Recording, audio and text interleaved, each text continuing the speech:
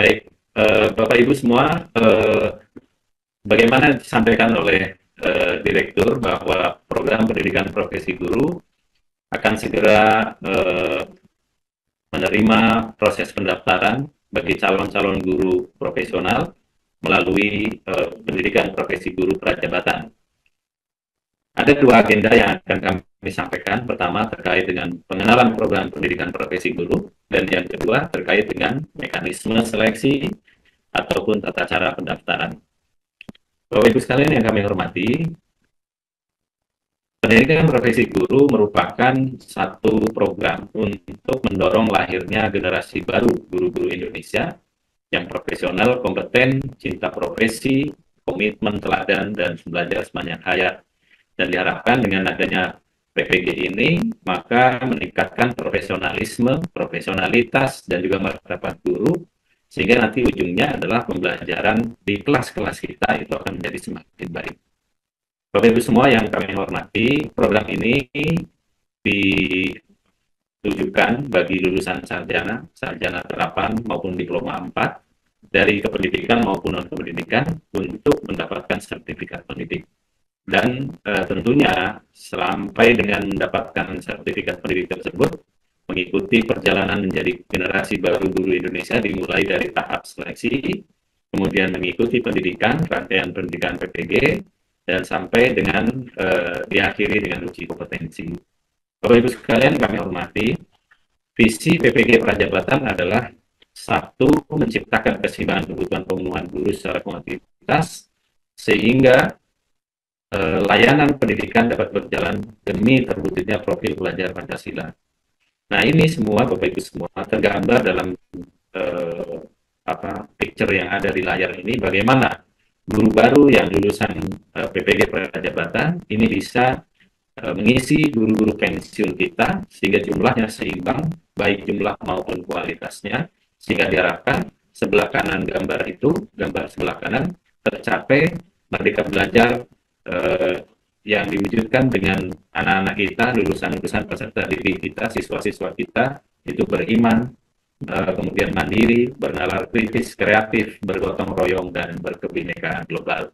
Bapak Ibu sekalian yang kami hormati, pendidikan profesi guru menciptakan generasi baru guru Indonesia. Jadi generasi baru guru Indonesia itu apa? Yaitu setidaknya mereka memiliki 4 hal. Yang pertama adalah yang mengamalkan nilai Pancasila, guru yang berkompeten, kompetensi dasarnya dimiliki, kemudian juga guru yang teladan, yang menjadi teladan bagi lingkungannya, dan juga menjadi pembelajar sepanjang hayat yang memiliki dasar-dasar kepemimpinan.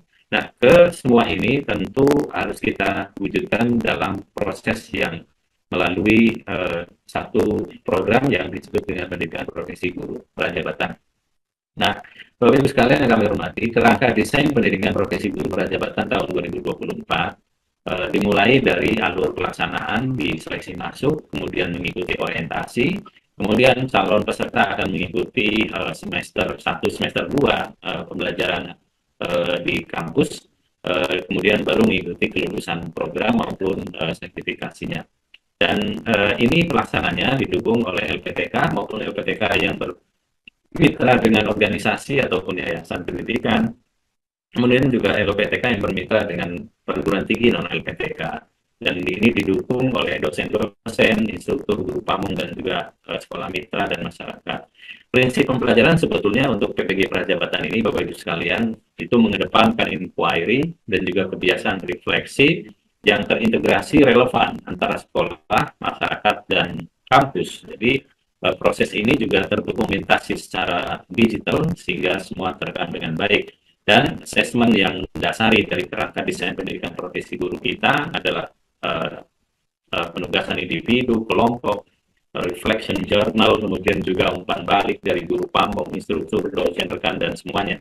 Semua ini Bapak Ibu sekalian merupakan kerangka desain pendidikan profesi guru prajabatan kita di tahun 2024. Sekedar informasi yang bisa kami sampaikan bahwa struktur kurikulum PPG Prajabatan tahun 2024 terdiri atas mata kuliah inti, yaitu mata kuliah wajib yang harus diambil oleh mahasiswa, ini sebanyak 32 SKS, kemudian mata kuliah selektif yang merupakan mata kuliah pilihan yang disediakan oleh LPTK, ini 4 SKS dan mata kuliah elektif yang merupakan mata kuliah yang dipilih berdasarkan pilihan yang disediakan oleh LPTK ataupun yang dikembangkan oleh LPTK, ini sebanyak 2 SKS.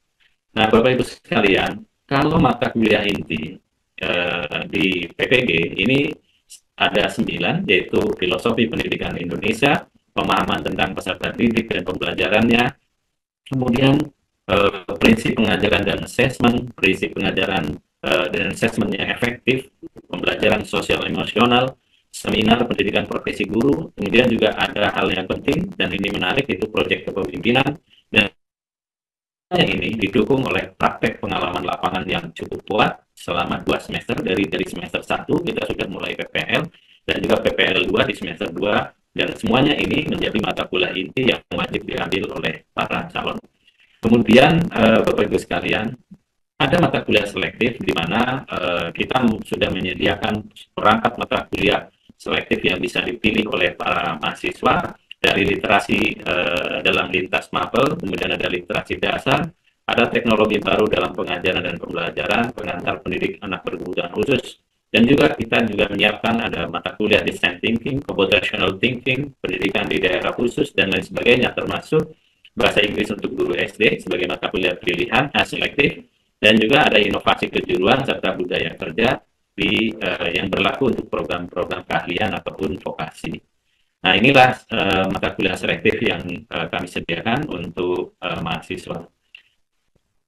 Baik, Bapak Ibu sekalian yang kami hormati, kita lanjut kepada bidang studi yang dibuka pada pendaftaran PPG tahun 2024 di saat sesi ini, yaitu yang pertama bahwa untuk bidang studi umum, kita menyediakan 23 bidang studi yang tersebar dari bahasa Arab, bahasa Indonesia, bahasa Inggris, Jepang, Jerman, kemudian ada BK, kemudian ada bidang studi geologi, ekonomi, fisika, geografi, IPA, IPS, informatika, kimia, matematika, PAUD, PLB, PGSD, PJOK, PKN, sejarah, dan serta sosiologi. Dan bagi adik-adik yang ingin mengetahui apakah S1-nya linear dengan bidang studi yang dibuka tersebut, bisa ngecek linearitas bidang studi sesuai dengan link yang sudah disiapkan di bagian bawah layar rekan-rekan atau saudara-saudara semua. Nah, ini untuk bidang studi umum. Selanjutnya adalah bidang studi vokasi. Bidang studi vokasi, Bapak Ibu sekalian, ini kita menyediakan ada 27 bidang studi vokasi yang tersebar dari agribisnis, perikanan, ternak, tanaman, sampai dengan pengembangan perangkat lunak dan JIM. Nah, semuanya ini Bapak Ibu sekalian berdasarkan kebutuhan guru, kekosongan, pensiun, dan juga ketersediaan LPTK yang ada di wilayah masing-masing. Dan sama dengan bidang studi umum, bidang studi vokasi juga bisa dicek linearitas S1 calon pendaftar pada link yang sudah disiapkan di bagian bawah layar Bapak Ibu sekalian. Nah, selanjutnya Bapak Ibu semua, daftar LPTK penyelenggara ini sebagai informasi umum bagi Bapak Ibu sekalian adik-adik semua bahwa alhamdulillah kita sudah memiliki sebanyak 134 LPTK penyelenggara PPG di seluruh Indonesia. Ini jauh lebih banyak dari tahun-tahun sebelumnya, di mana di tahun 2021 misalkan kita baru punya sekitar 70-an LPTK, sekarang sudah 134. Jadi kami berterima kasih kepada Bapak Ibu dari LPTK yang sudah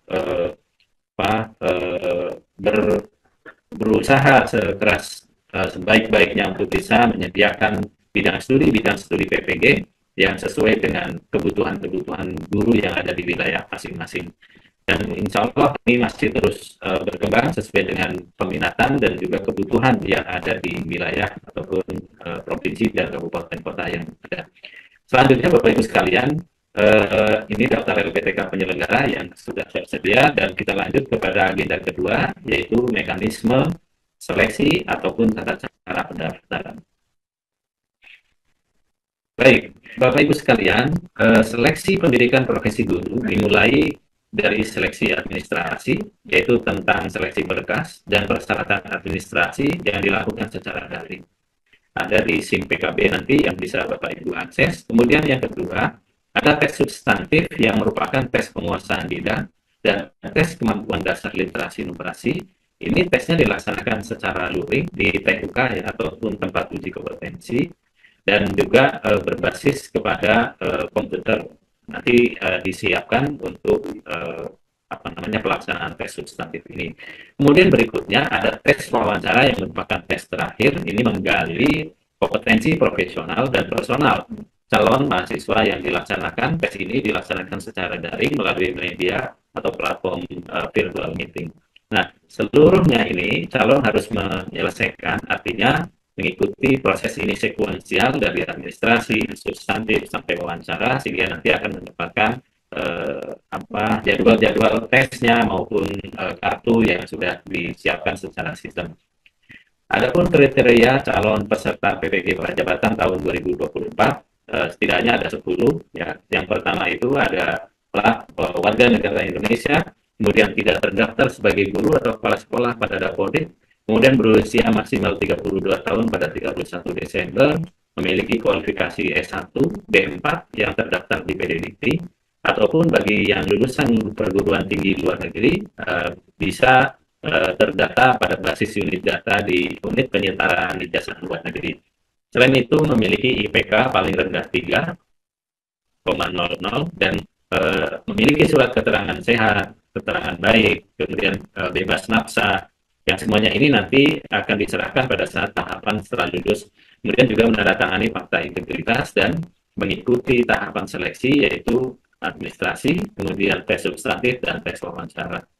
Nah, ini adalah kriterianya. Kemudian rekan-rekan semua, Bapak Ibu sekalian, tata cara pendaftaran pendidikan profesi guru prajabatan itu dimulai dari registrasi, login di SIM PKB, kemudian mengikuti seleksi tahap 1, yaitu mengisi data diri, esai, bidang studi, lokasi seleksi ataupun uji, sampai dengan preferensi lokasi pengabdian. Nah, ini yang perlu diisi adalah semua hal ini, termasuk juga lokasi TUK ataupun lokasi seleksi dan juga preferensi lokasi pengabdiannya.